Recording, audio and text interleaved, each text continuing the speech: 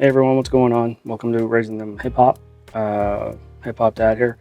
Rob, you can find me on @DaddyEP for my personal, or just @Raising Them Hip Hop for the feed for when we release videos. I have to tell you guys something, man. I'm blown away. My whole family's kind of blown away by the response we're getting from this.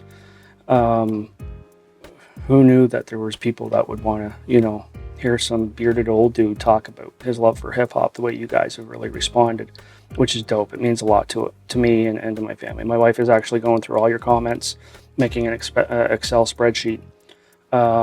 So, we can take the requests and get them scheduled. And I just, again, thank you to all the subscribers and the people. And, I've had a couple artists that I respect a lot that have even reached out. And I don't know, it's kind of surreal. So this is dope. And all I'm going to keep doing is trying to expose some music that I really dig, that I think, carries the torch forward. The pillars of hip hop are true in their music. And with my son, it's just working around his school schedule. So, but today there was a request for a song that I really like. And it was on Jedi Mind album, Servants in Heaven, Kings in Hell. This is a really, really dope Jedi Mind album. Came out in 2006. There's so many great tracks on this album. This one in particular, though, was dope for a lot of levels. I'm a big Vinnie fan. When I heard I Who Have Nothing on the Psychosocial album, I dug his voice and whatnot, and he was Icon the Verbal Hologram back then. And then when I heard Violent by Design, it was all it for me. There was something magical about that album that they captured so perfectly. I don't know if it was just the way it was recorded, the point in their life, where they were as artists, but there's just something about that album that really resonated with me. And to this day, it's one of my favorite albums. I love it. And I've become a big Vinnie Paz fan over the years. I always check for his music. I always check for his solo work, for his Jedi Mind group, Army of the Pharaohs, whatever he's doing. And there's also something about the grind. I like the dudes who grind and do it independent. And the only way I can relate it as a filmmaker, an independent filmmaker, we've done a couple full lengths and a web series that you can check out on our Mad 5 page.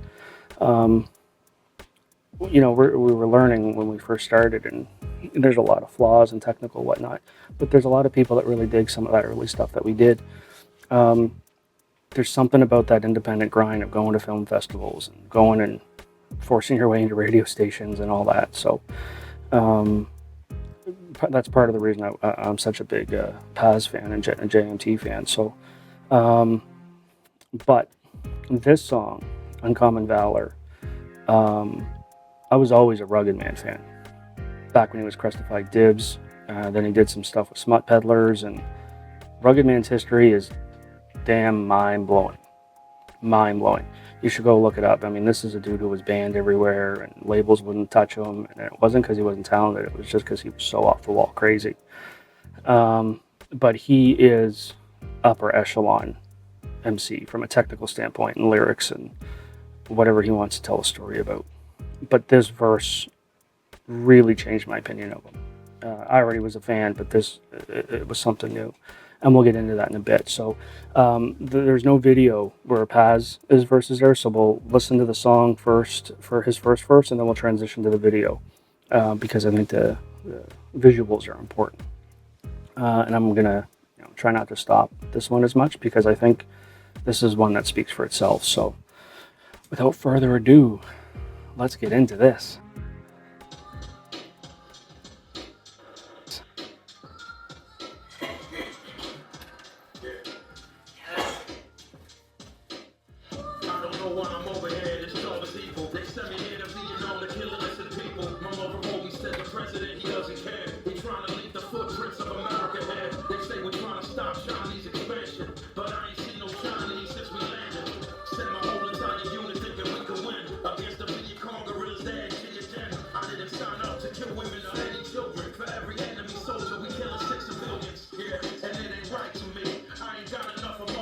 Fighting me, it frightens me, and I just wanna see my son and mom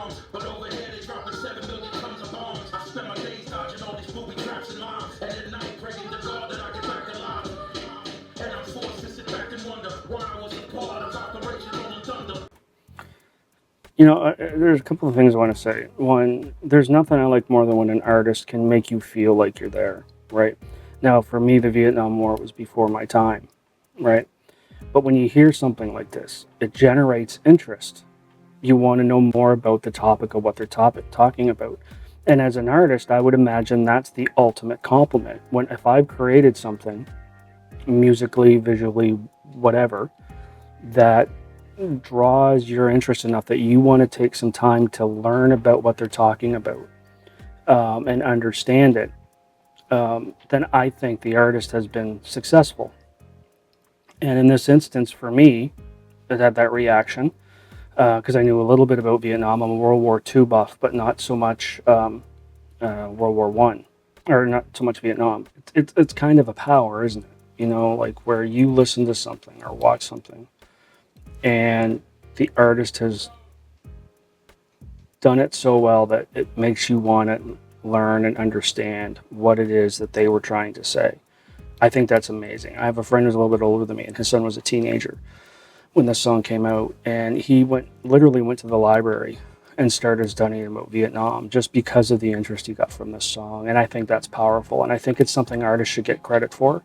Sometimes they don't, but you want all your artists to do what they want to do and be them, but when they can whip a little message or history in there, that's dope. And especially if they can do it in a way that young kids or young people, or even young adults, makes them want to learn. That's what's important, because history is important. So I wanted to say that. The other thing is he's a master at what he does when it comes to production. There's so many layers going on in his production that it's kind of mind-boggling, and he's not someone who you see out giving interviews. He's not posting Instagram videos and all this kind of stuff. He just goes in his lab and puts in his work and does what he does. And part of the reason that JMT really connected with a lot of people was Paz, but it was also Stoop. Like Stoop is integral to JMT, and it's because they just complement each other so well. The sound that Stoop can craft sonically for Vinnie Paz, it's like Muggs and Be Real, Primo and Guru.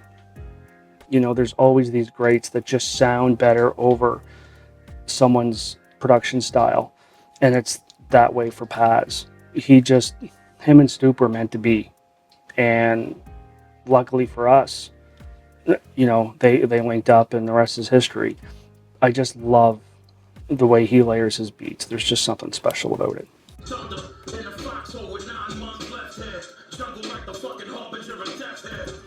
Paz really took you back to the mind frame of someone going to battle, going to war for stuff they don't even believe in. They're fighting for their country. They stand up for their country. They don't necessarily always agree with the politics that have sent them there, right? And that was definitely the case with Vietnam. It wasn't a popular war by any stretch of the imagination. But what Rugged's about to do is take it to a level that few artists have. And I'm straight up with you. The first time I heard this verse, I teared up. As a hip hop fan, to hear someone do this, but because there's certain aspects of his life that I can relate to. And it was powerful stuff. I mean, it was power. And that's the top, of a totem pole of accomplishments for any artist, filmmaker, writer, musician, poet, painter, graph artist, DJ, breaker, whatever. The very top of that totem pole is to have someone, give someone a genuine emotional reaction. And I can't tell you how many people that have listened to this have had that genuine emotional reaction. I think this verse alone put Raw into the list of, the greats. So let's get into it.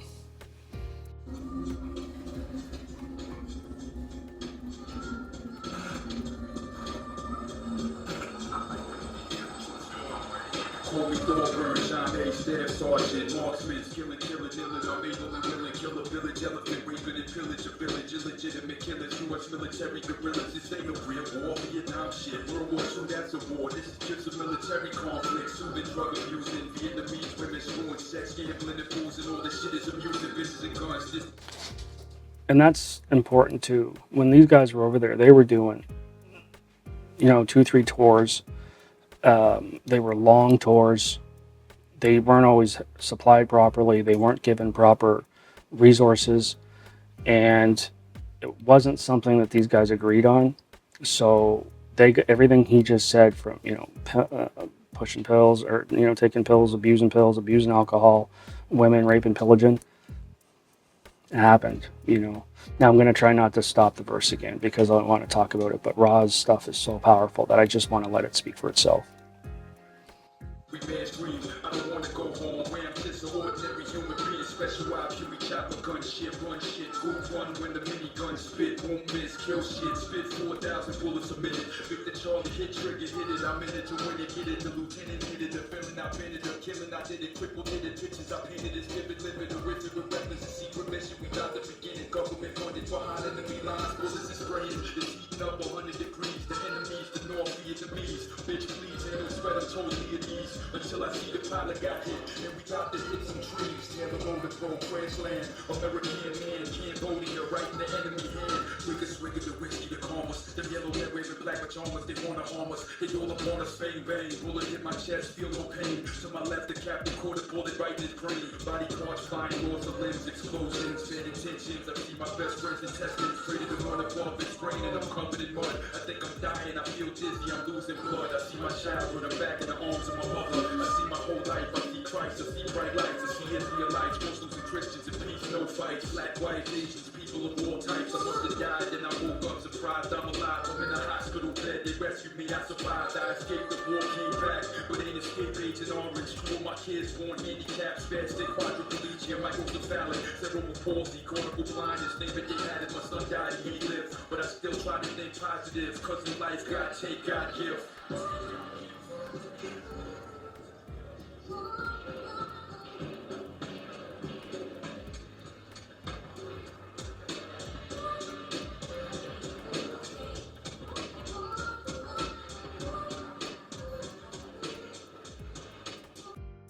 So, that was a powerful verse, and director Tom there, fantastic. That was amazing stuff. So, as a filmmaker, man, my hat's off to you. That was wonderful. Dedicated to Staff Sergeant John Thornburn. That's his dad. That was Rugged Man's dad. And the story he told was actually what his dad went through in Vietnam. And you see pictures of Ra's siblings there. And when I said there's things I can relate to, my sister has cerebral palsy. She's 2 years older than me, sorry. But it's severe cerebral palsy. And, Laura, my sister was born with cerebral palsy. We don't know why. There's definitely some reasons in Rugged's case why his siblings were born with these disabilities, because his father had to go and fight a war where there was testing and chemicals used on American people, on American soldiers, that had very, very long-term effects. Vietnam's still feeling those effects.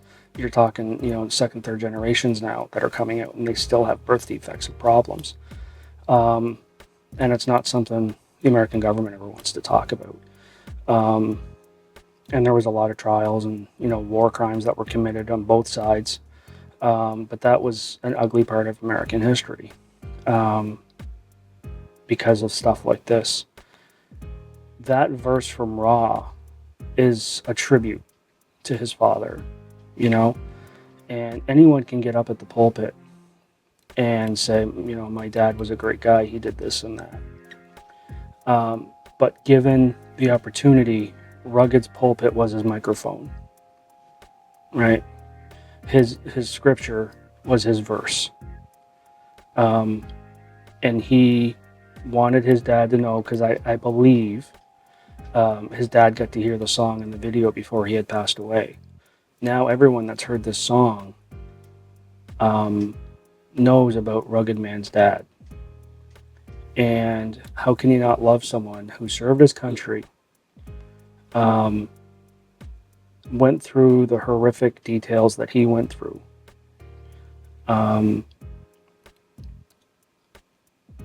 came home, raised a family, had all these health problems, and by all accounts from Rugged Man and things he said, was a great dad. Had his demons, as almost every soldier does, not just in Vietnam, but every soldier that comes back with demons. And we need to be, as a society, we need to be a little more empathetic, with this stuff. These guys are going out and doing things that the average person could never do. I know I couldn't. I couldn't pick up a gun and shoot someone, especially if it was something I didn't believe in. I'm just not built for it. I'm not that guy. And that's not a hip-hop thing to say, I know. But I'm not that dude. I'd rather sit down and talk and learn about your history. Tell me about your family. So yeah, I mean, that may be, in some people's mind, the most un-hip-hop thing to say, but I just, it's not for me. And I think Rugged Man, I think he's one of the good guys. As crazy as he's portrayed himself on stage and in some of his music, I think he's a dude that if you were respectful and weren't over-the-top fanboy, you know what I mean, or fangirl, you could have a conversation with him, an honest, legitimate conversation with the dude. And I think he would listen and talk, and, I think what Ra did with that verse is immortalize his father. And he immortalized his own status as a fierce lyricist, first and foremost. Just ridiculous. And there's a lot of the greats in hip-hop that will tell you that Rugged Man is one of their favorites. He's done his work. There's a song floating around with him and Biggie, for crying out loud, before Biggie was even signed, type of thing. Dude's been putting in work, doing the dirt. But aside from his own status as a master lyricism, or a master lyricist, sorry, I think this has solidified him as one of the best storytellers to ever pick up a pen and pad and, get on the microphone. There's something special about songs like this. I've always said, so about 10 years ago, 12 years ago, I had a radio show on a local college station. It was just a hip-hop show. I just wanted to play hip-hop that I used to hear on the radio because it wasn't happening. And when I would have young artists come in, like local artists who were rappers or DJs, and they would freestyle and whatnot. And after the show, they could tell I was really into it and I was older than them. And they'd say, what kind of music do you like? Like, what speaks to you as far as hip-hop? And the number one thing I would say is, anyone can do a club track. Anyone. You just, you need that beat, something that they can get down to, right? But it takes something special to have the listener connect on a personal level to an artist.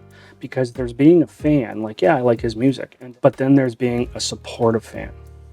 And what I mean by that is you're going to buy their music without hesitation.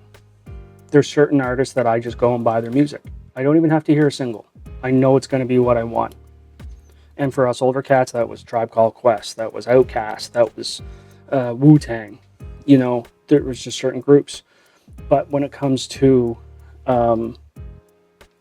being a supportive fan who, you will get defensive. It's like you're going to knuckle up if someone's talking nonsense about a particular group you like. That comes from being able to craft a song, an album, a video, or whatever, in a way that the listener connects. They get it on every single level. It means something. It's piqued their interest. They're going to educate themselves on the topic. And that's what Vinnie and Rugged did with this song. I think this was a game changer for both of them. I really, really do. I have friends and family who aren't into hip hop, and I've shown them the video, or let them hear the song.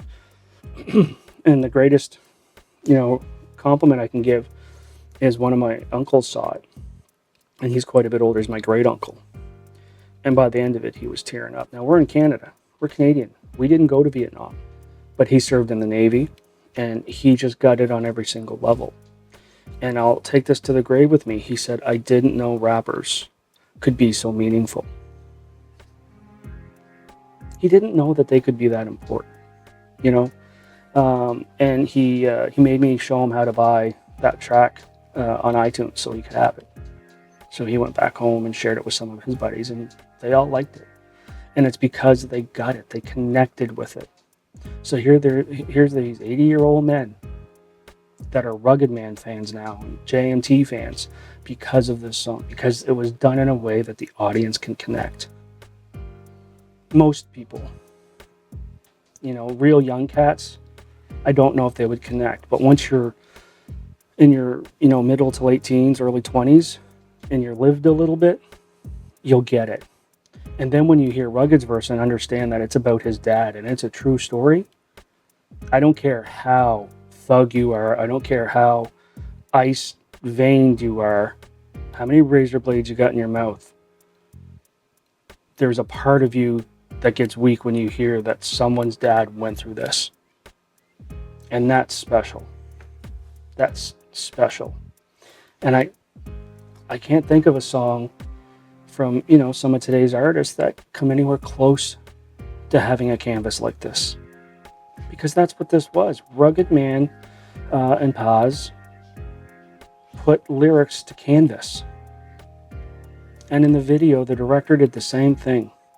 He brought Ra's words to life. And I think it's important. If you've watched some other videos, you know I've said that hip-hop at its core can be protest music. This is a protest song through and through. Based on facts, using events that really happened to try and get people to understand this shouldn't have happened. It should not have happened. And to me, that's when artists really show what they're made of. And we were shown that MCs can be more than just lyrical wizards. They can be more than just a catchy chorus. They're every bit as important as the Queens, as the Elton Johns, as whoever you want. And you can say, I don't like hip hop, I don't like this and that, but when you hear verses like that, you can't deny it. You can't deny the importance of that kind of stuff. Anyway, I could ramble on forever because thank you for requesting this because it's one of my favorite songs. I have to be in a certain frame of mind to hear it because it brings me down, and I don't necessarily mean that like it depresses me. It's just I get very reflective when I hear stuff like this. And that can take you out of your creative bubble sometimes when you're trying to work. So, you know, Paz and Rugged Man, thank you for creating this song.